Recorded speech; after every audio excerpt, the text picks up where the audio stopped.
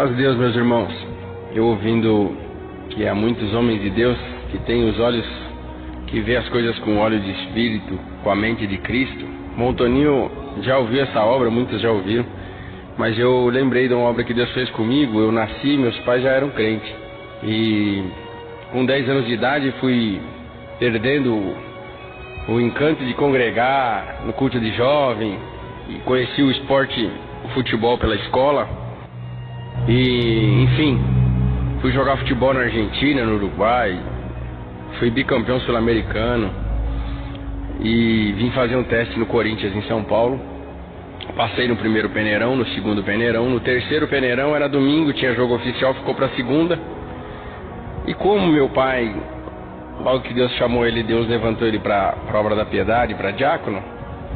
Quando ele veio na primeira assembleia aqui em São Paulo, ele voltou para nossa cidade em Uruguaiana dizendo que feliz, dizendo que o Brás era uma igreja muito linda, e lá na época a igreja era de madeira, tinha máximo 40 irmãos, e ele maravilhado com a obra de Deus e com o trabalho da obra de Deus. Ele falou: quando eu acordei, meu sapato estava engraxado e do lado tinha um sapato novo e tinha um terno novo, e eu com meu terninho surrado. E ele encantado com o amor de obra de Deus na assembleia, na época de assembleia, né?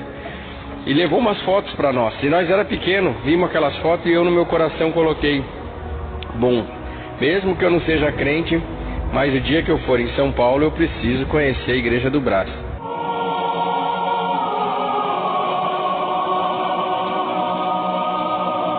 E eu estava jogando futebol em São Paulo, domingo era jogo oficial, não tinha nada para fazer, fui conhecer o Brás, era batismo, e naquele dia Deus falava com um jogador de futebol que não era da cidade, que vinha de longe, que vinha de um lar pobre, mas que Deus queria a mocidade dele, não o dinheiro, nem o sucesso, nem a fama, mas queria a mocidade daquele jogador de futebol para servi-lo, e Deus me chamou na graça.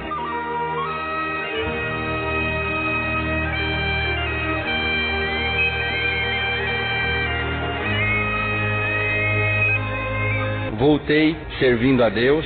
Uruguaiana, reunião da mocidade uma vez por ano, difícil a obra de Deus. No Rio Grande do Sul é bastante difícil, só quem morou ou mora lá sabe o quão difícil é servir a Deus no Rio Grande do Sul. E meus familiares não são crentes, minha família não entendeu por que alguém com uma carreira tão promissora não ficou jogando futebol. Enfim, as lutas, as provas começou a vir, eu comecei a enfraquecer, comecei a jogar de futebol novamente, já batizado. E aí minha família, os irmãos da congregação, a mãe da piedade, o pai diácono, cidade pequena, julgava muito por conta eu estava jogando futebol depois de batizado. E muitos por amor, porque viram nós crescer e se achavam um pouco de pai também. E no intuito do amor, às vezes ultrapassavam e me machucavam, batiam. As irmãs, quando viam-me na beira do alambrado, falavam: a minha mãe, Deus que usava dela, hoje ela já dorme no Senhor, tinha um dom de profecia muito bonito, um dom de cura, uma serva de Deus que nos ensinou muito. E então os irmãos falavam: sua mãe tem um dom tão bonito, seu pai diácono, sua mãe da piedade, você é vergonha da sua casa. Aí daquele que vem um escândalo pela obra de Deus. E aquilo foi me deixando de uma maneira tão angustiante, que um dia eu, desempregado, meu pai jardineiro, trabalhava com fazendeiros, estava na fazenda ganhando o pão de cada dia. Eu peguei uma moto emprestada, fui na fazenda, falei: hoje eu vou falar primeiro com meu pai, depois eu falo com a mãe, porque a mãe sempre é mais difícil de enfrentar, mas primeiro eu vou falar com meu pai, que foi um engano eu ter batizado, e uma perca de tempo, porque eu não conseguiria ser crente igual ele e a mãe era.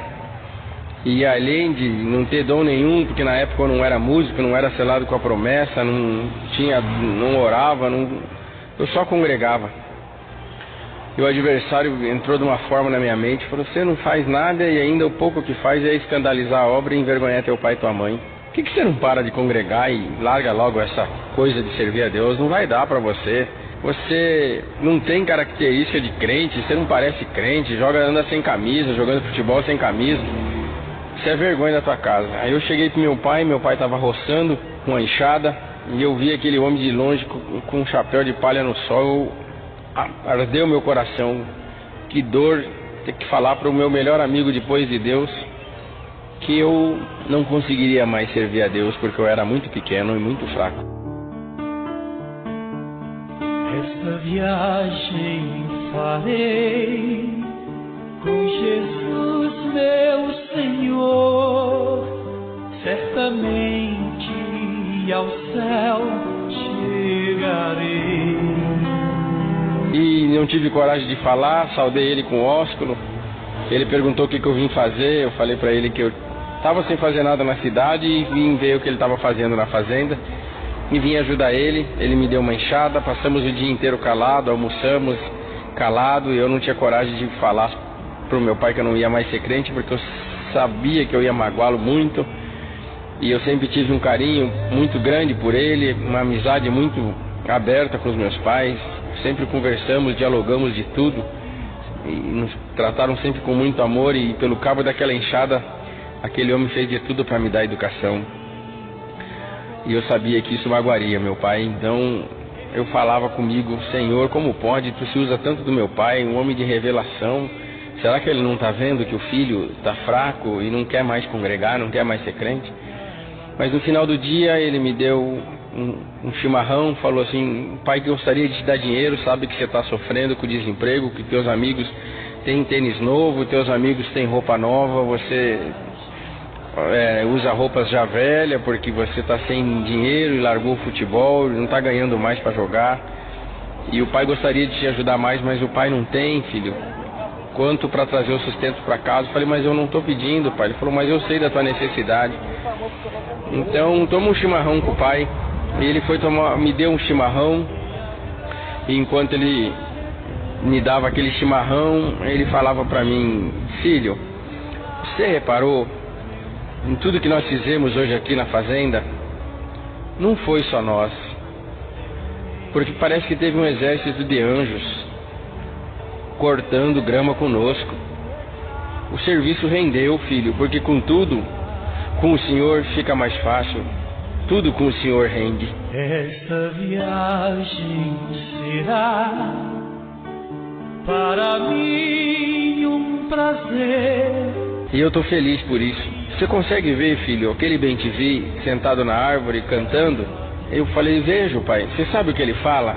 Você está vendo que ele está cantando lá para o pôr do sol, onde o sol está se pondo? Falei: estou vendo, mas não sei o que ele está falando não. Falou: esse bem-te-vi fala as seguintes palavras, filho: Senhor, graças eu te dou por mais um dia dos raios do sol que tu criou, ter esquentado meu ninho junto dos meus pintainhos da fêmea, e a hora que eu tive fome, não faltou bichinho, inseto para mim comer e trazer para meus pintainhos. Na hora que eu tive sede, teve rios, teve riachos, eu pude escolher aonde beber a água pura. Na hora em que o sol estava muito forte, eu escolhi uma árvore sombrosa para descansar. Bem te vi que vale a pena glorificar o teu nome, bem te vi que vale a pena te servir. Mas um dia foi embora o gavião, não pegou eu, não pegou meus pintainhos, e eu digo: bem te vi que vale a pena te servir. E eu fiquei maravilhado com o que Deus dava para o meu pai, e ele falou: a mesma coisa o bem te vi, a mesma coisa é o João de Barro, a mesma coisa é aqueles pintinhos que estão pastando ali do lado junto com a galinha, a mesma coisa é a mamãe pato, a mesma coisa é os cordeiros em volta da ovelha, e todo mundo, filho, está feliz porque Deus é misericórdia.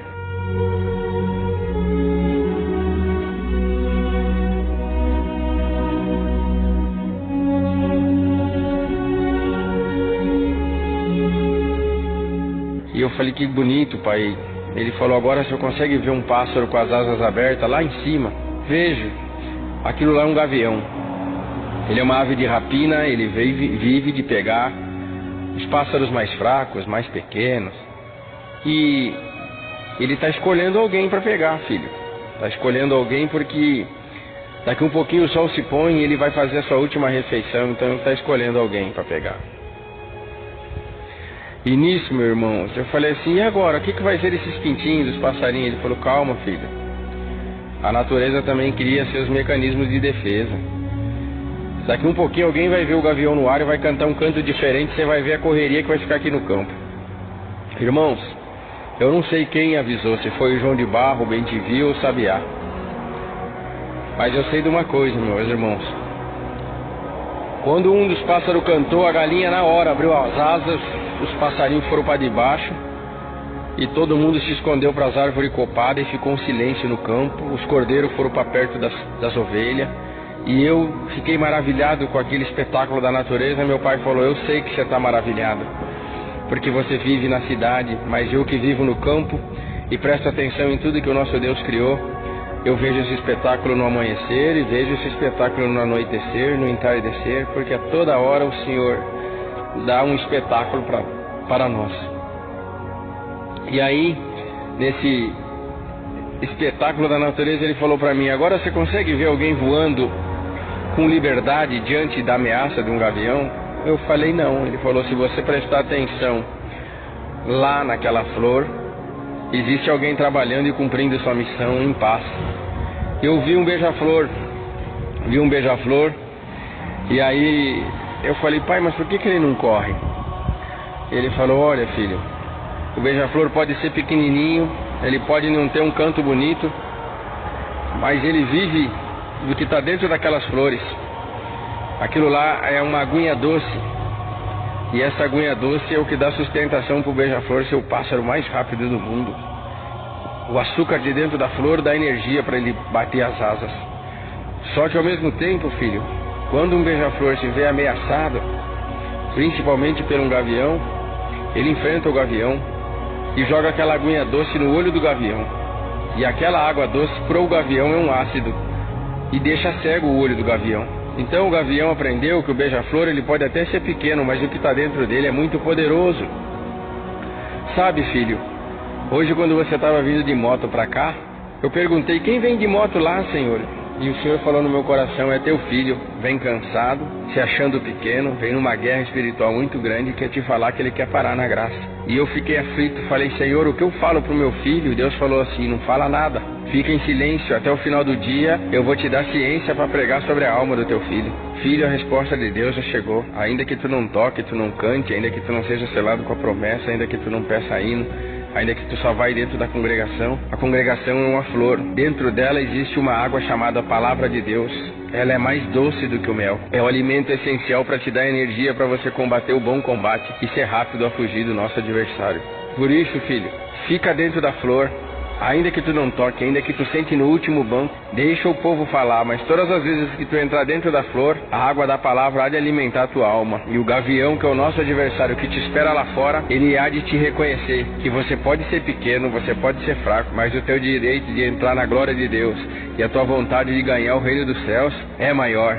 Glória que sair da tua boca é suficiente para que o adversário fale: ele é pequeno, mas o que está dentro dele é poderoso e eu não consigo matar. Naquela hora Deus tomou meu pai numa linguagem japonesa muito bonita, me deu um abraço, botou a mão na minha cabeça e mandou a vontade de parar e ir embora pro inferno em nome do Senhor Jesus, e pregou coisas que já cumpriram na minha vida. Diabo quer te matar, mas tu vai casar, tu vai ter filhos, para a honra e glória do meu nome. Tu vai viajar, tu vai me servir, porque o Senhor anunciou para mim, e o Deus que anunciou para mim no meu coração não é um Deus mentiroso. Ele há de cumprir tudo que Ele está me dando aqui na boca. E muitas dessas coisas já cumpriu na minha vida, e eu estou glorificando o nome de Deus. E sentiria repartir com os irmãos essa obra que eu guardo com muito carinho dentro da minha alma. Deus que abençoe a todos, meus irmãos, e perdoa o tempo de áudio.